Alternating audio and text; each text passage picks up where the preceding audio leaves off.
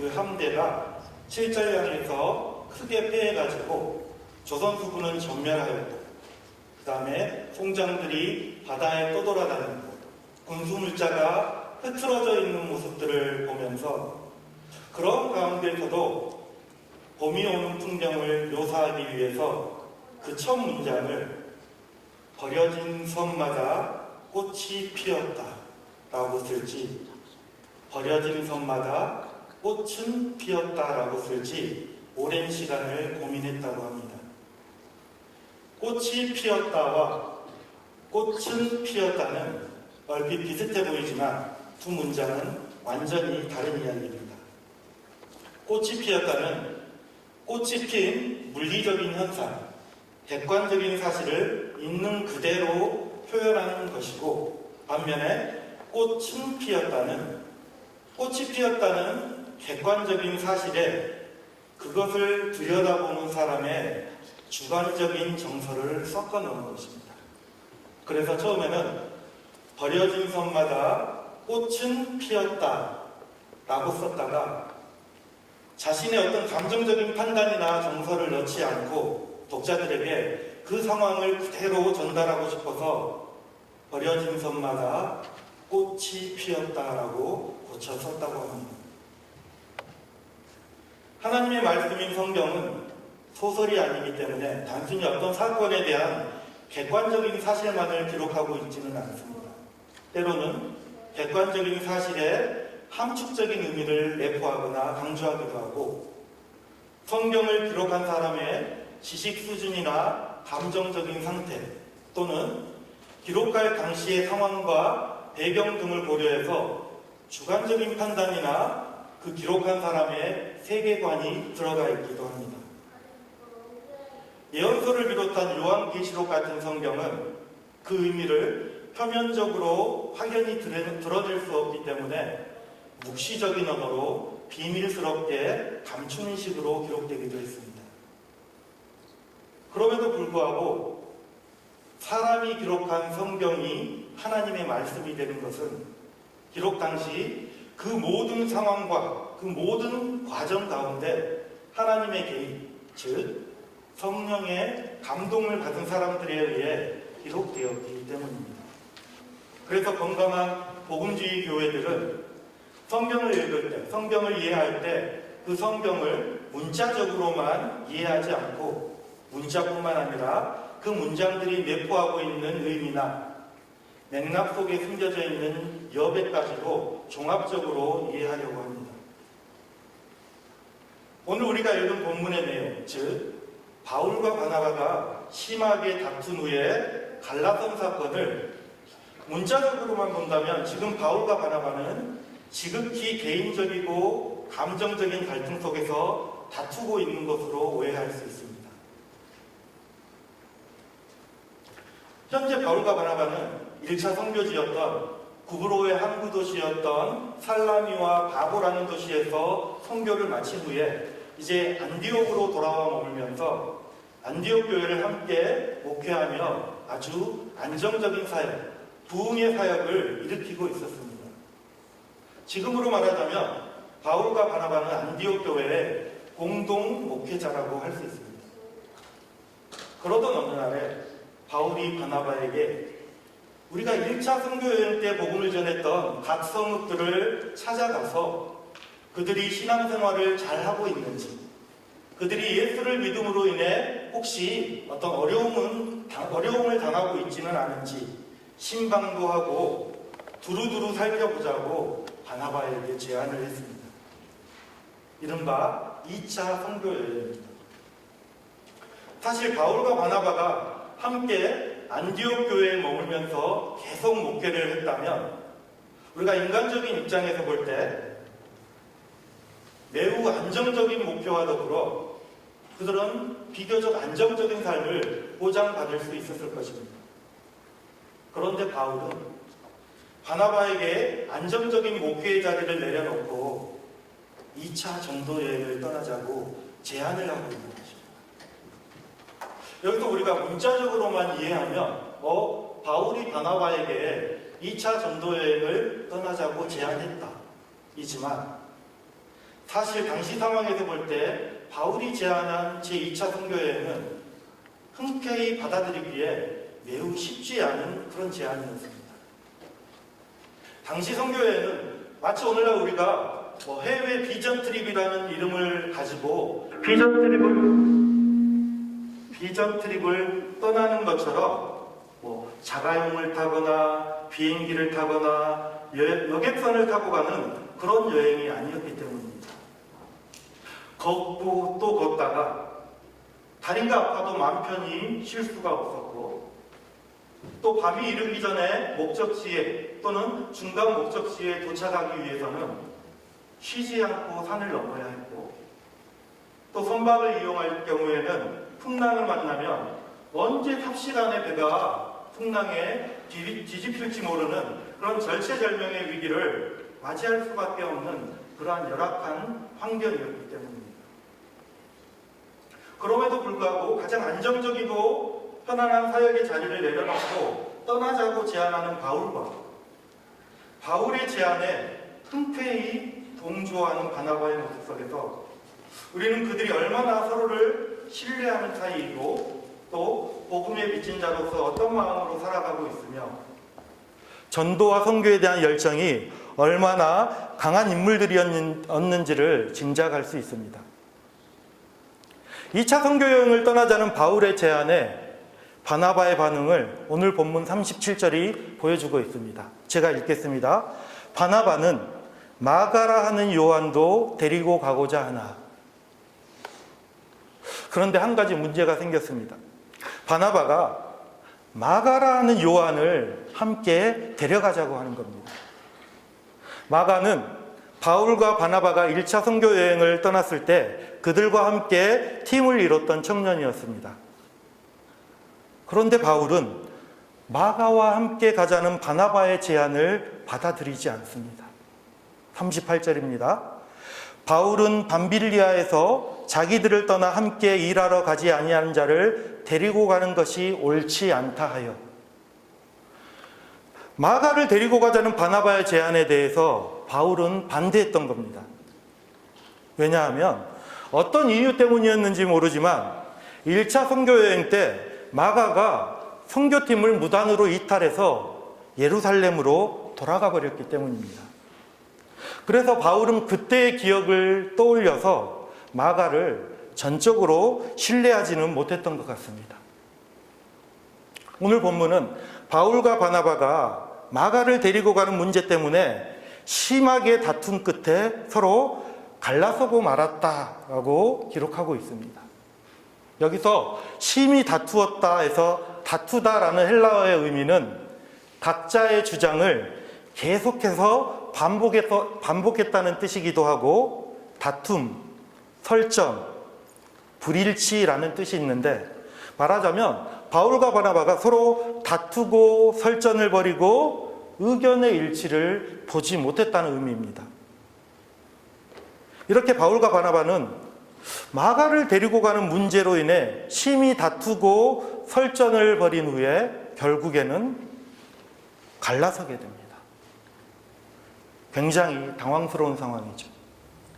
그토록 팀 목회, 팀 사역을 잘하던 바울과 바나바가 마가를 데리고 갈 것인가 선교여행에 두고 갈 것인가 하는 문제로 한치의 물러섬도 없이 다투고 있는데 여러분이 보시기엔 왜 다투고 있는 것 같습니까? 그리고 바울과 바나바의 각자의 입장을 생각해 볼 때 누구의 생각, 누구의 주장이 더 설득력이 있어 보이십니까? 이 사도행전을 기록한 누가가 왜 하필이면 성경에서 가장 중요한 선교 역사의 한 장면을 기록하면서 초대교회에서 누구보다도 훌륭하고 중요했던 두 인물이 다투고 결별하는 모습까지 낱낱이 기록하고 있는 것일까요? 이 사건을 좀 더 제대로 이해하기 위해서 우리는 바울과 바나바가 왜 각자 다른 입장을 취하고 있으며 끝까지 서로 양보하지 않고 설전을 벌였는지를 살펴볼 필요가 있습니다. 먼저 바울과 바나바의 입장이 어떠했는지를 우리 한번 생각해 보기를 원합니다.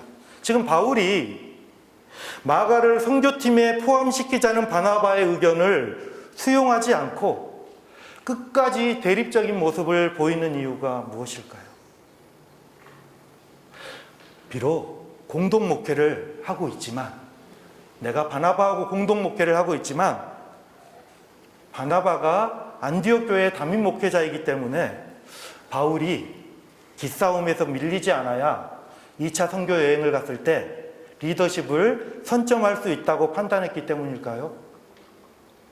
아니면 마가가 1차 선교 여행 때 밤빌리아에서 중도 포기하고 예루살렘으로 돌아가 버렸기 때문에 마가는 바울에게 미운 털이 박혀서 감정적인 이유로 함께 가는 것을 반대했을까요? 그것도 아니면 포용적이고 인품이 좋다는 소리를 듣고 있는 바나바이기 때문에 이번에도 내가 바나바에게 밀리면 자신은 또 속 좁은 인간이 되고 바나바는 포용적인 사람이 되기 때문에 그게 꼴보기 싫어서 무조건 자기 주장을 굽히지 않는 것일까요? 또 바나바는 어떻습니까? 아니, 내가 바울보다 기독교로 개종한 지 더 오래됐고 신앙생활한 지도 더 오래되었으니까 내 말을 들어야 되는데 왜 내 말을 듣지 않지? 그리고 바울이 그렇게 예수 믿는 사람들을 쫓아다니며 핍박하고 다녔을 때, 그렇게 했던 바울이 회심한 후에 예루살렘 제자 공동체에 들어가려고 했을 때 제자들은 모두 다 바울을 의심하면서 그를 경계했었죠. 그런데 그때 바나바가 나서서 신원 보증을 해주면서 바울이 어떻게 회심의 과정을 겪었고 어떻게 변화되었다라는 것을 제자들에게 말하면서 바울이 제자 공동체에 들어갈 수 있게, 그리고 사역의 자리로 들어갈 수 있게 해준 사람이 바로 나인데 감히 내 말을 무시해? 이런 생각을 했을까요? 그것도 아니면 바울은 가말리엘의 문화에서 엘리트 교육을 받아온 똑똑한 바울이기 때문에, 또 설교도 잘하기 때문에 질투심이 발동해서 지금 바울과 대립하고 있는 것일까요? 아니면 마가가 바나바 자신의 사촌 동생이기 때문에 혹시 이번 선교여행 잘 갔다 오면 마가 너에게 안디옥 교회에서 중요한 자리를 맡길 거야 라고 이런 생각을 했었는데 자기의 계획이 틀어지는 것 같아서 지금 끝까지 자신의 입장을 고수하는 것일까요? 아마도 이러한 여러 가지 유추와 질문에 대해서 저와 여러분의 대답은 네 한 가지로 아니요 라고 답할 것입니다. 그렇다면 초대교회의 훌륭한 두 지도자가 왜 그렇게까지 다툴 필요가 없는 문제를 가지고 끝까지 설전을 벌이고 있는 것일까요? 그냥 바나바가 양보해서 이번에는 마가를 안 데려가든지, 아니면 바울이 한 발 양보해서 마가에게 기회를 한번 주는 차원에서 데려가든지 하면 될 일일 것 같은데, 그토록 중요한 선교 여행을 앞두고 다투는 모습을 보이고 결국 바울과 바나바가 갈라섰다는 이야기를 이렇게 시대마다 회자되며 사람들이 의아해하도록 성경에 기록해둔 이유가 무엇 때문일까요? 소설가 김훈이 칼의 노래의 첫 문장을 쓸 때 버려진 섬마다 꽃이 피었다와 꽃은 피었다라는 표현을 두고 더 정확한 의미를 전달하고 싶어서 그 오랜 시간 동안 그토록 고민을 하고 결정을 했다면, 하물며 영원한 하나님의 말씀인 성경 속에 기록된 내용이나 단어 하나하나는 더더욱 의미 없이 기록되지는 않았을 것입니다. 그렇다면 환상의 팀워크로 1차 선교여행을 무사히 마치고 함께 안디옥 교회를 든든히 세워가고 있던 바울과 바나바가 한치의 양보도 없는 반복적인 설전을 벌이다가 끝내 결별했다는 이야기를 통해 우리는 무엇을 발견하고 또 어떻게 적용할 수 있을까요? 왜 하나님께서는 이러한 장면을 기록하게 하셔서 우리에게 말씀하고 있는 것일까요? 바울과 바나바 같은 위대한 사도들도 의견이 서로 다를 때는 심하게 다퉜다더라. 그러니까 우리와 같은 평범한 그리스도인은 얼마든지 의견이 다르면 다툴 수도 있고 때론 맞지 않으면 결별할 수도 있어. 그게 자연스러운 거야. 이렇게 말하면서 자신의 모난 성품이나 이기심이나 욕망의 동기를 스스로 합리화하는 것이겠습니까? 아니면 어차피 누구 주장이 맞든 좋은 게 좋은 거니까 하나님이 알아서 좋은 쪽으로 이끌어 가실 거니까 치열하게 토론하거나 설전을 벌일 필요도 없고 그냥 문제가 있든 문제가 없든 검증할 필요도 없이 나중에 문제가 생기면 그때 가서 처리하면 되는 거 아닌가? 괜히 따져보고 이렇게 하다가는 그동안 좋은 성품으로 보였던 내 모습에, 내 인격에 스크래치가 날 수도 있으니까 그냥 뭐든지 갈등 없이 은혜스럽게 넘어가는 게 좋은 거야. 이런 교훈을 주시기 위해 기록되었을까요?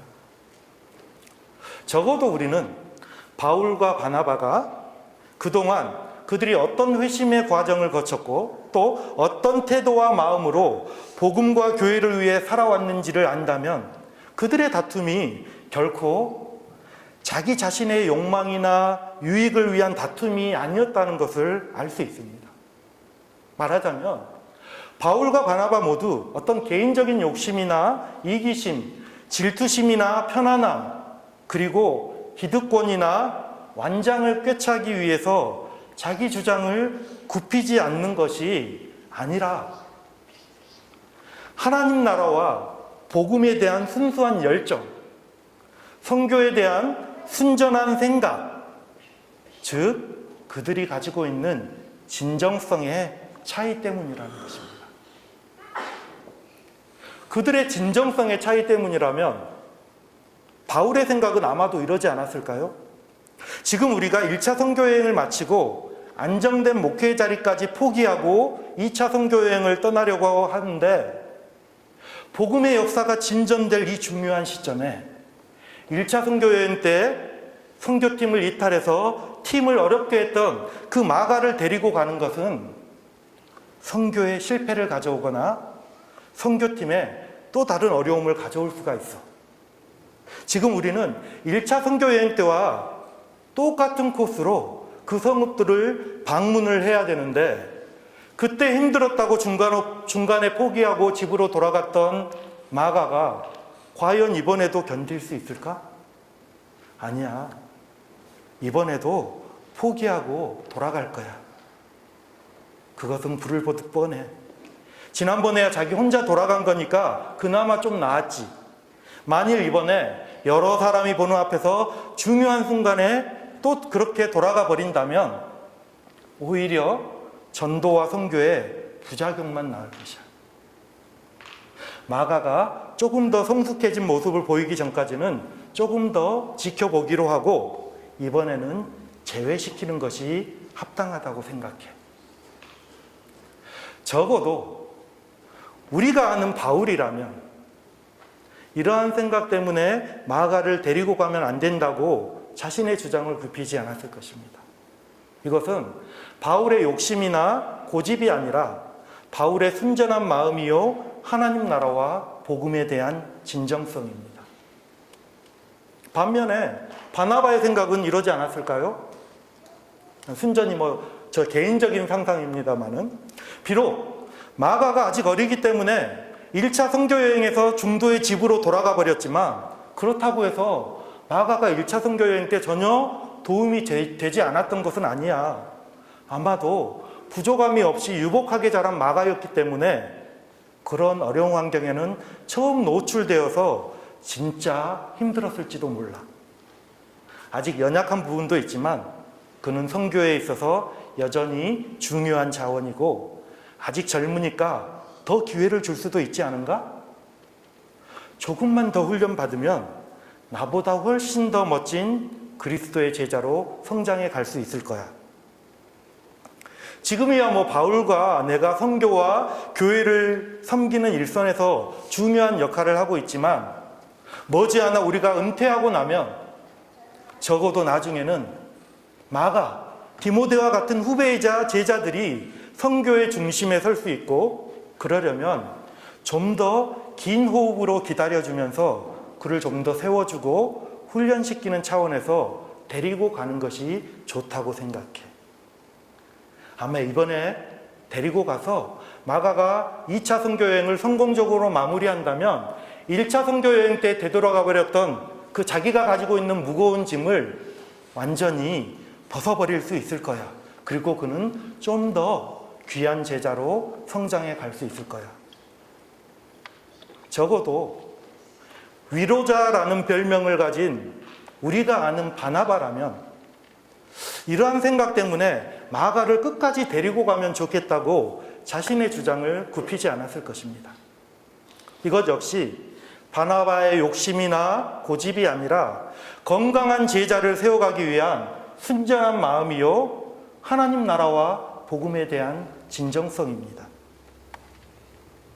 결국 우리가 오늘 본문에서 주목해야 하는 부분은 그들이 다툼은 어떤 개인적인 이기심, 질투심, 리더십에 대한 주도권 싸움이 아니라 하나님과 복음 앞에서 각자가 생각하고 있는 순전한 마음과 복음에 대한 순수한 열정이 부딪히고 있는 것입니다.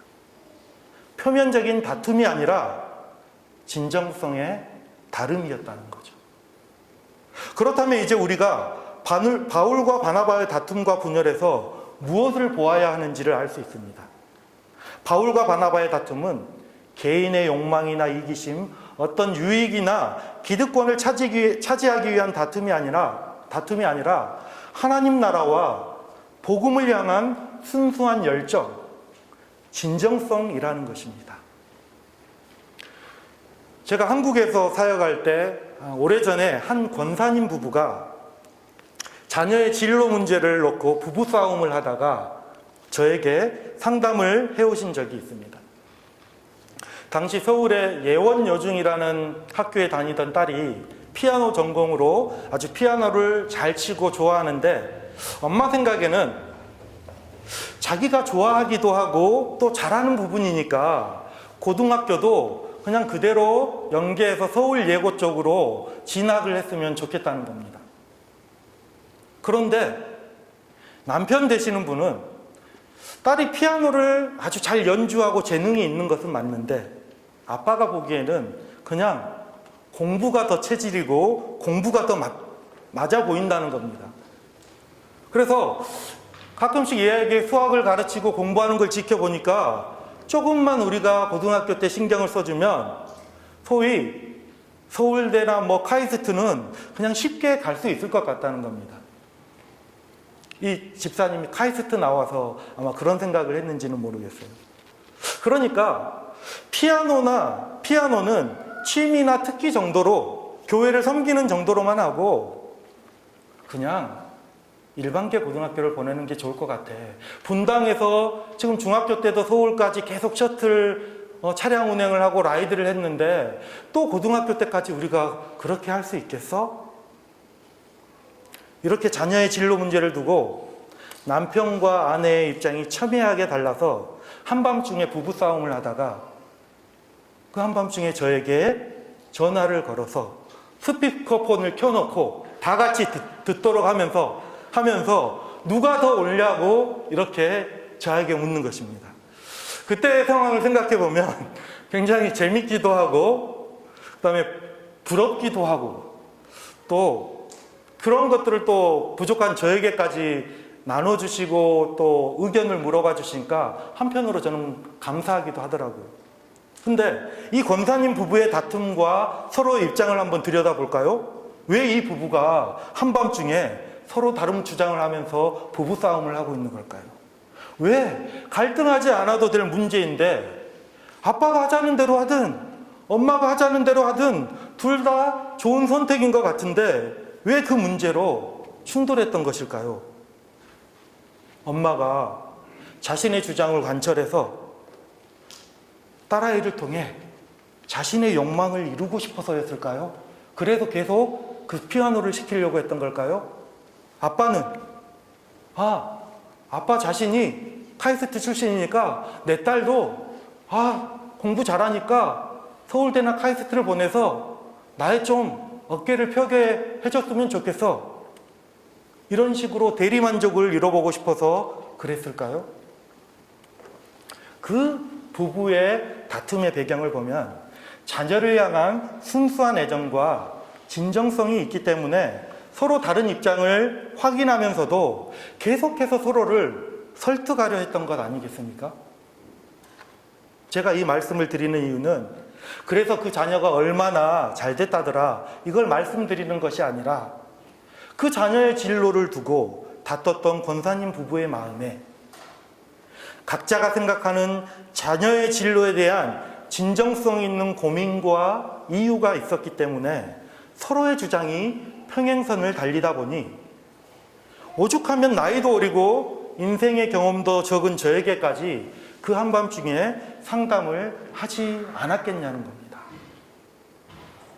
대개 사람들은 어떤 의견이나 대립이나 갈등이 있을 때 네가 잘났니? 내가 잘났니? 하면서 이성적이고 합리적인 이유를 들기도 하고 온갖 논리를 전개하면서 주장을 굽히지 않는 경우가 많습니다.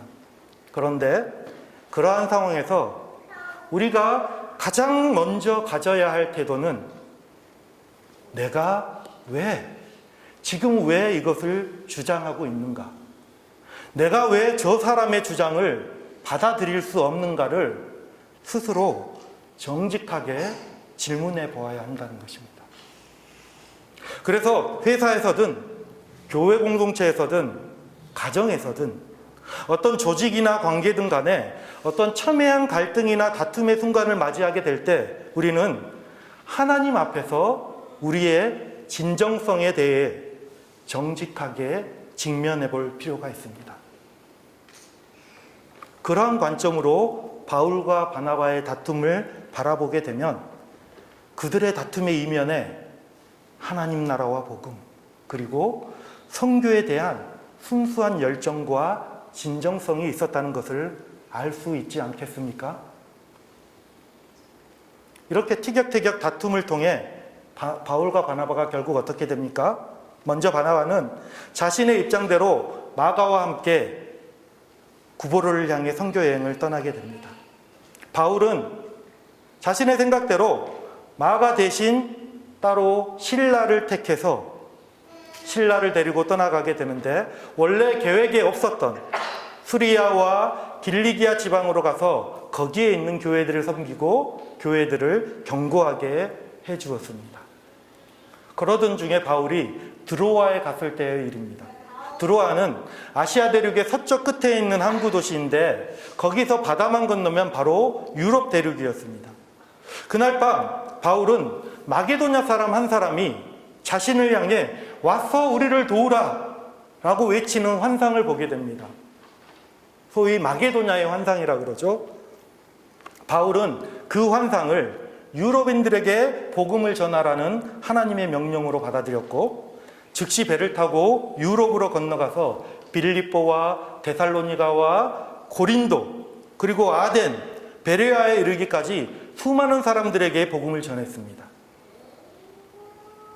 그런데 그것은 본래 바울의 계획에 없던 일이었죠. 애시당초 바울이 바나바에게 2차 선교여행을 제안했던 목적은 유럽이라는 새로운 선교지를 개척하는 것이 아니라 1차 선교여행 때 복음을 전했던 그 성읍들을 재방문하는 것이었습니다.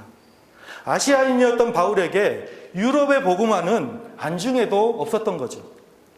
결과적으로 바울이 유럽 선교의 지평을 열게 된 원인은 하나님 앞에서의 진정성 때문에 발생한 바나바와의 다툼과 결별이 있었기 때문이라는 거죠. 그러므로 오늘 우리가 본문에서 기억해야 할 것은 단순히 바울과 바나바의 다툼이나 결별 자체가 아니라 다툼과 결별의 그 성격과 이유입니다. 자신을 드러내기 위한 고집이나 다툼이 아니라 뭔가 자신의 성과를 내기 위한 주장이나 계획이 아니라 성령께서 그들에게 부어주셨던 복음과 선교에 대한 진정성으로 말미암아 예수 그리스도와 하나님 나라의 복음은 유럽으로 흘러 들어가게 되었고, 결국 바울은 로마도 보아야 하리라 라고 하면서 제3차 선교 여행지로 다시 로마를 찾게 됩니다.